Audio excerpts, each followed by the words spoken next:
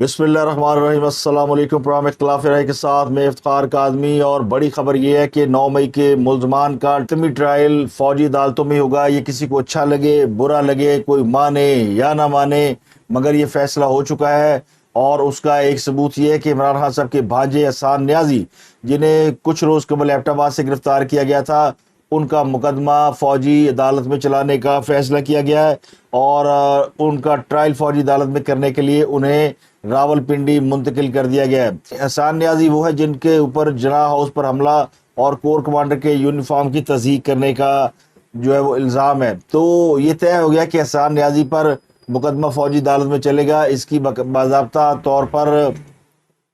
Information सामने आ गई है।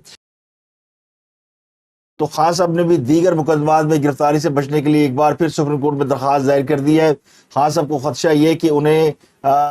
किसी और मुकदमे में भी गिरफ्तार किया जा सकता है। इस वक्त वो अटक जेल में अटके हुए हैं और अटक जेल से वो कब निकलेंगे उनको खुद नहीं मालूम। आज उनके वकला को मुलाकात की इजाज़त दे दी गई, लेकिन सिर्फ एक वकील उमैर न्याजी, उन्होंने अटक जेल में उनसे एक अहम मुलाकात की है, जबकि दूसरे वकील नईम पजोथा ने मौक़िफ़ ये दिया है कि उनको मुलाकात करने की इजाज़त नहीं दी गई। आज उनके वकला की एक बड़ी टीम अटक जेल पहुंची थी मुलाकात करने के लिए। दूसरा, इमरान खान साहब लंबे अरसे के लिए जेल जा चुके हैं, इस बात का उन्हें अब यकीन कर लेना चाहिए और इसका अंदाज़ा अदालती प्रोसेस से भी लगाया जा सकता है कि वो किस तरह गो स्लो यानी सुस्त रवि का शिकार है। चीफ जस्टिस साहब की तबीयत ख़राब, तो आज भी वो इमरान खान का केस नहीं सुन सके। तो एक तरफ ये आलम है कि अदालतों ने कान लपेट लिए और इमरान खान साहब अटक जेल में बंद हैं, किस हाल में हैं उसके बारे में सिर्फ पीटीआई के लोग प्रचार कर रहे हैं, जबकि जो सरकारी मौक़िफ़ है वो ये है कि बंदा हर हाल से राज़ी है, यानी खुश है। खान साहब जेल के अंदर अपना इलाज करा रहे हैं और खान साहब से ज़्यादा जेल हुकाम को वक्ता पड़ा हुआ है कि इमरान खान साहब की जान कैसे बचाई जाए और उन्हें कैसे उन चीज़ों से निजात दिलाई जाए जिनके वो आदी हो चुके हैं। तो अब खान साहब के नशे पानी का इंतज़ाम करना वो जेल हुकाम के ज़ुम्मे है, तो उनको मुसीबत पड़ी हुई है।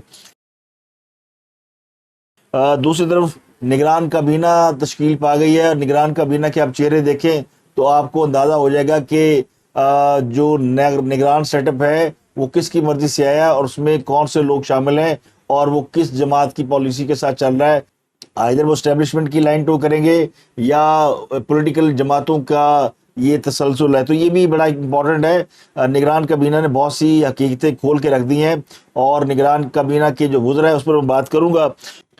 इसके अलावा फातिमा कत्ल केस में कुछ अहम इंकशाफात हुए हैं और अदालत ने रानीपुर में जो कमसन बच्ची तशद्दुद से तशद्दुद से जाँ बहक हुई फातिमा, उस केस में अदालत ने इजाज़त दे दी है कि फातिमा की कब्र कुशाई की जाए और कुछ और अहम इंकशाफात भी हुए हैं, वो आपको बताएंगे। लेकिन जो सबसे बड़ा और अहम मौजू है वो जड़ावाला में चर्चों को जला देना है। आज मुख्तलिफ लोगों ने इस हवाले से प्रेस कॉन्फ्रेंस की, गवर्नमेंट ने भी की, मजहबी स्कॉलर्स ने भी की और जिनमें मुसलमान, ईसाई, सिख सब ने मिलके इसके ऊपर यानी इंटरफेथ के ऊपर बात की। और जो नई चीज़ सामने आई वो ये है कि जो चर्च जलाए गए हैं उनकी तादाद 20 है और दर्जनों मकानात जलाए गए हैं और उसमें जो रहने वाले लोग थे वो जान बचाने के लिए उन्होंने रात खेतों में गुजारी या दूर दराज इलाकों में चले गए। इसमें कोई जानी नुकसान नहीं हुआ। तो इस पर पुलिस के ऊपर जो लोग एतराज़ कर रहे हैं, मुझ समेत, कि पुलिस ने वहाँ पे किसी को नहीं रोका, तो पुलिस जो है वो मुश्तिल हजूम को टैकल करने के लिए उसके पास वाहिद रास्ता ये होता है कि किसी की जान ज़ाया किए बगैर उनका जो गुस्सा है वो निकल दिया जाए। अगर उसको रोका जाता है तो फिर उसके नतीजे में को बहुत बड़ा सानहा हो सकता है। तो आज मोहसिन नकवी साहब ने भी इसमें बड़ा इम्पोर्टेंट रोल प्ले किया। एक बात उनकी सुनकर तो दिल खुश हो गया कि उन्होंने कहा कि अगले 3 से 4 दिनों में वो तमाम गिरजाघर जिनको जलाया गया, गिराया गया, उनको उसी हालत में हम रिस्टोर करेंगे। और पंजाब हुकूमत ने इनिशिएटिव ले लिया कि वो तमाम घर जो गिराए गए, जो जानी नुकसान हुआ, माली तो खैर नहीं हुआ, उन सब की भरपाई पंजाब हुकूमत कर रही है। तो फेडरल हुकूमत से ज़्यादा पंजाब हुकूमत, चूँकि इलाका पंजाब में ही है, जड़ावाला में, तो उसके ऊपर काम हो रहा है। इसमें एक मरकजी मुलज़म भी पकड़ा गया है जिसने लाउड स्पीकर पर लोगों को बुला कर इकट्ठा किया और उसके बाद ये सारा सानहा रूनुमा हुआ। तो ये कुछ टॉप स्टोरीज हैं जिनके ऊपर बात करेंगे। और एक जो बड़ी खबर है جو سب سے بڑی خبر ہے وہ یہ ہے کہ چیف جسٹس عمر اتاب بندیال صاحب کے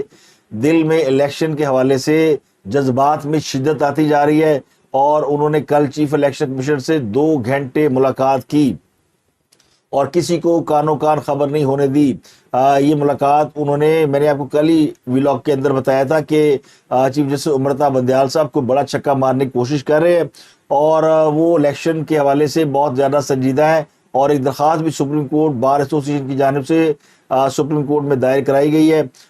جس میں یہ کہا گیا کہ الیکشن 90 دن میں کرائے جائیں۔ تو چیف جسٹس نے چیف الیکشن کمیشن کو بلا کر یقینی طور پر یہ پوچھا ہوگا کہ الیکشن کے حوالے سے ان کے ذہن میں کیا چل رہا ہے، کیا وہ 90 دن میں الیکشن کرائیں گے یا اس معاملے کو لمبا کھینچیں گے، یعنی جو شنید ہے کہ فروری میں الیکشن ہوگا۔ تو اس کا انہوں نے جواب یقینی طور پر جو زمینی حقائق ہے ان کے مطابق دینا ہے، جس کے مطابق جو مشترکہ مفادات کونسل ہے اس نے جو فیصلہ کیا کہ نئی مردم شماری کے تحت الیکشن ہوں گے، تو پھر حلقہ بندیاں کرنا اور یہ سارے پروسیس کو دوبارہ سے دیکھنا، اس پر جو ٹائم فریم ہے وہ یقینی طور پر چیف الیکشن کمیشنر سے پوچھا گیا، انہوں نے بتایا گیا، اور ان سے پوچھا گیا کہ اگر پرانی حلقہ بندیوں پہ الیکشن کرانے کا آرڈر جاری کیا جائے تو کیا 90 روز میں الیکشن ہو سکتے ہیں؟ تو چیف الیکشن کمیشن کے مطابق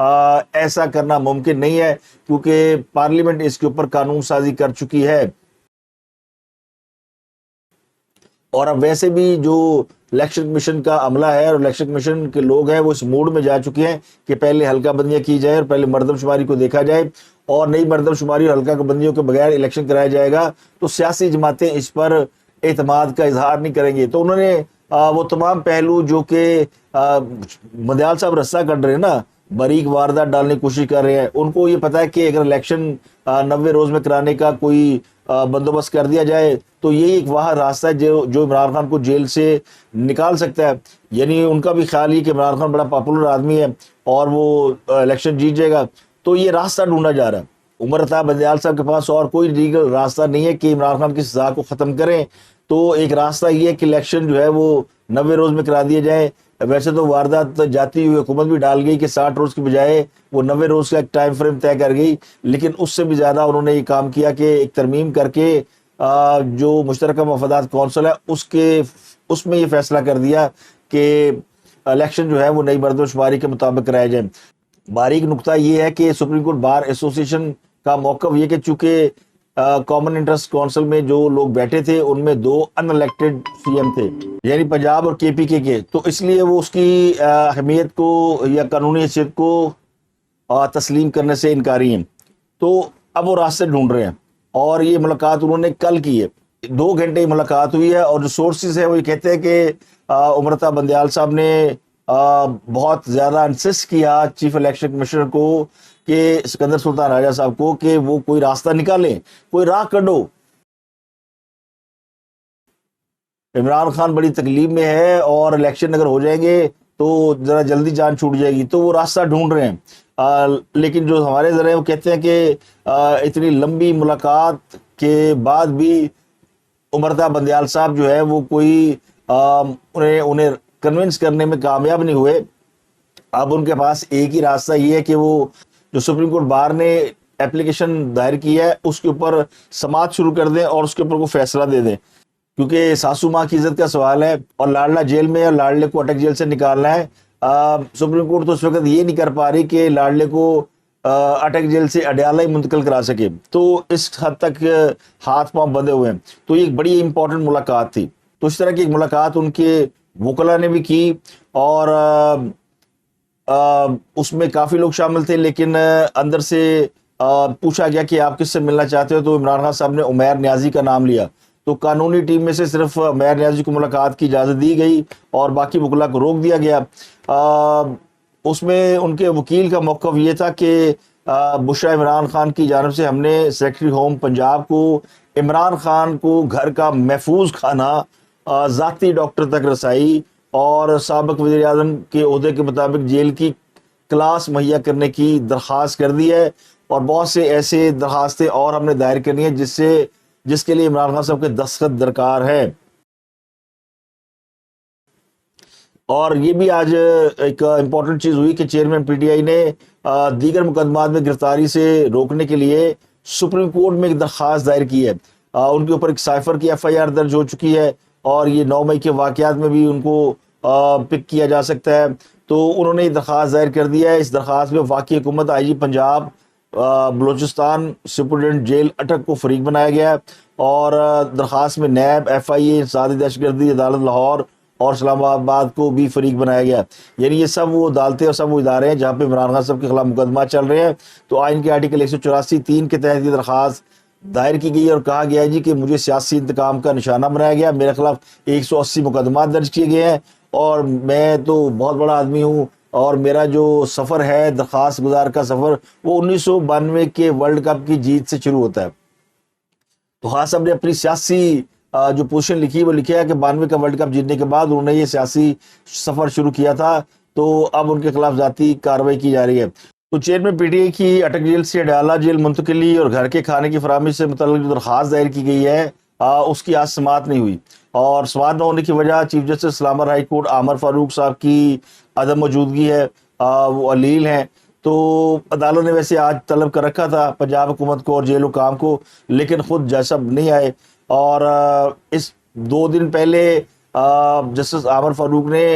عمران خان کو اٹک جیل میں رکھنے کی وجوہات پر رپورٹ مانگی تھی اور عدالت نے یہ پوچھا تھا کہ بتایا جائے کن وجوہات پر عمران خان کو اٹک جیل میں رکھا گیا. پھر انہوں نے ملاقات کے لیے بھی اجازت دی تھی. انہوں نے کہا تھا کہ ایسی کوئی بات نہیں جو قیدی کو ہفتے میں 1 سے زائد بار ملاقات سے روکے. تو ان کی عمران دوستوں اور عزیز و کارب وکلا سے ملاقات کرائی جائے. اس کے بعد 26 لوگوں کی فہرست بھی دی گئی تھی عمران خان کی جانب سے جس میں ملاقات کی خواہش ظاہر کی گئی تھی, جس میں ان کو پارٹی کے رہنما شاہ محمود قریشی کا نام بھی ہے اور عمر ایوب کا نام ہے. اس کے علاوہ ان کے وکلا نعیم پنجوتھا, میر نیازی, شیر افضل ان کے نام شامل تھے. ان کی 2 بہنوں کے نام شامل تھے, بشرا بی بی کا نام شامل تھا. تو عمران خان صاحب نے جو 25-26 لوگوں کو ملاقات کی خواہش ظاہر کی تھی ان کی بھی ملاقات ابھی تک نہیں ہو سکی. اس کے علاوہ عمران خان صاحب کو جیل میں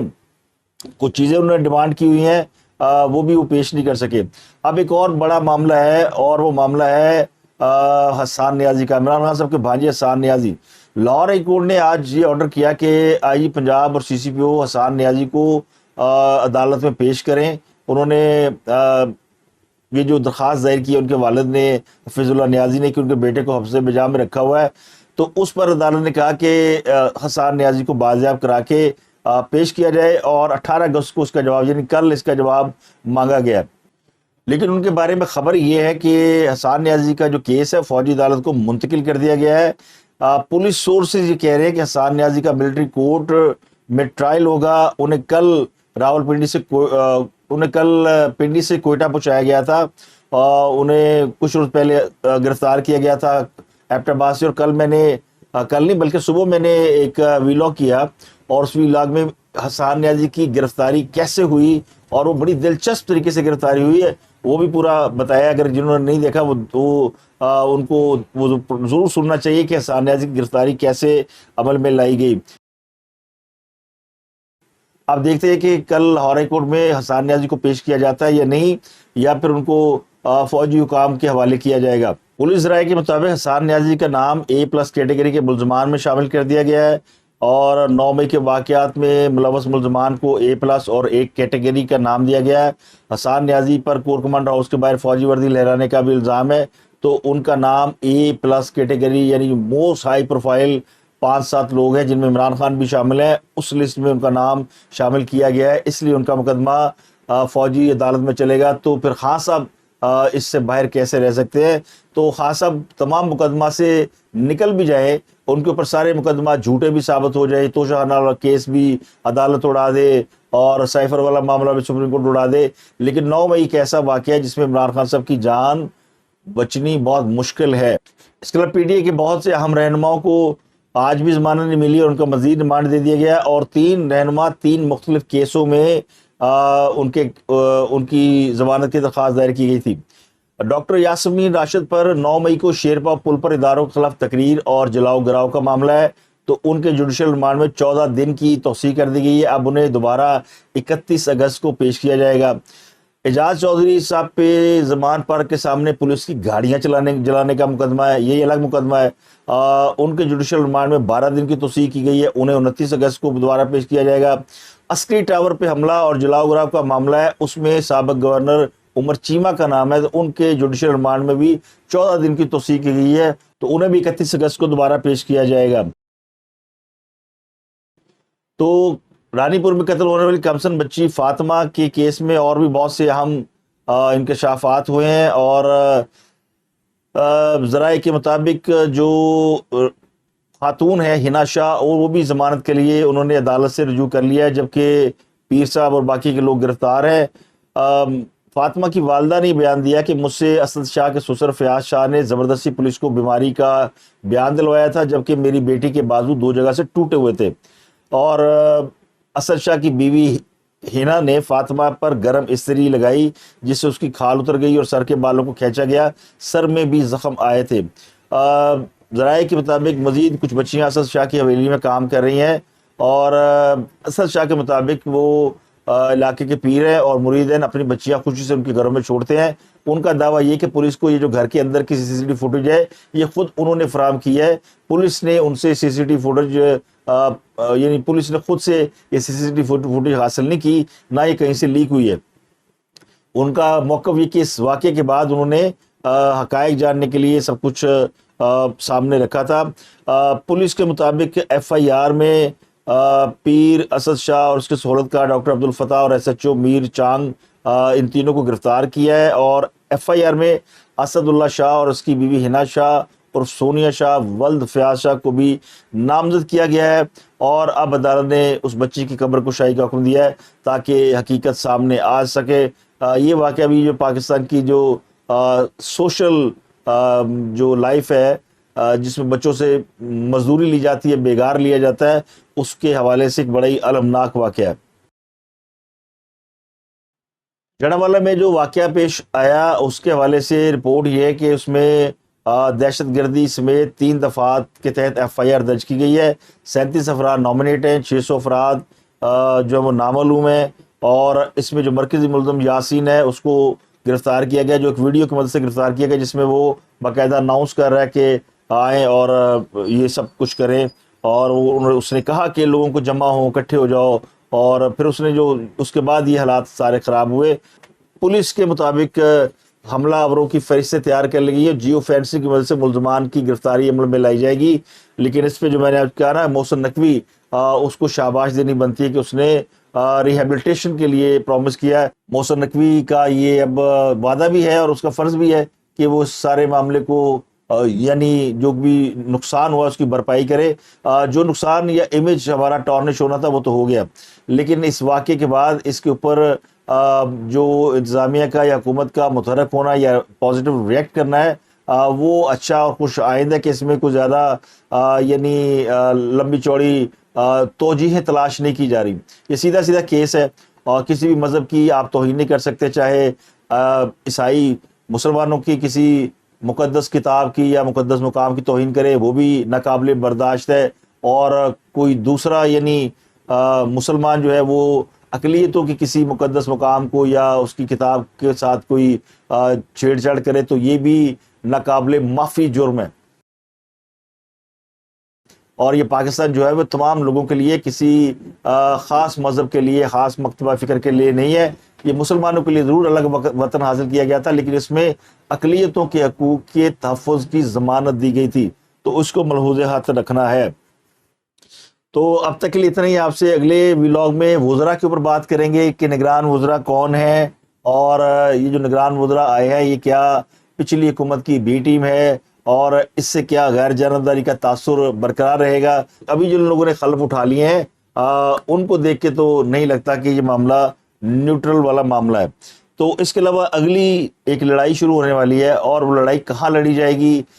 یہ بھی آپ کو بتائیں گے کہ اگلی جنگ جو ہے وہ کس محاذ پر شروع ہونے والی ہے۔ اگلے ولاگ میں آپ سے ملاقات ہوتی ہے۔ اپنا گرد و نواح کے لوگوں کا بہت خیال رکھیے۔